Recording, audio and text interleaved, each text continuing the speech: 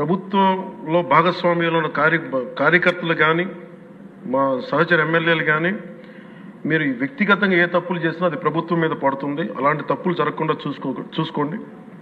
అలాంటివి జరిగితే మటుకు నేను ఎవరైనా స్థానమానం లేకుండా నాకు వాళ్ళకి సిస్టమ్ పనిచేస్తూ ఉంటుంది. అది మీరు అర్థం చేసుకోండి నేను ఏ ఉద్దేశంతో చెప్తానని చెప్పారు అధ్యక్ష. ఇలాంటి తప్పులు జరిగితే అవి వ్యక్తులు చేసిన తప్పులు పార్టీలకు కానీ ప్రభుత్వానికి కానీ చెడ్డ పేరు రాకూడదు.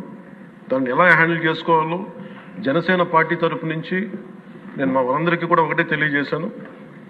మీరు వ్యక్తిగతంగా కనుక ఏదన్నా చేసి అది కూటమి ప్రభుత్వానికి ఇబ్బంది కలిగితే నేను వారిని వదులుకోవడానికి సిద్ధంగా ఉన్నానని చెప్పి చాలా స్పష్టంగా తెలియజేశాను అధ్యక్ష. అది మీరు ఇసుక విధానాల్లో కానీ మైనింగ్ విధానాల్లో కానీ ఏ రకంగానా సరే గత ప్రభుత్వం చేసింది కదా మేము కూడా చేస్తామని ఎవరన్నా నాకు జనసేన పార్టీ తరఫు నుంచి ఎవరన్నా సరే ఉంటే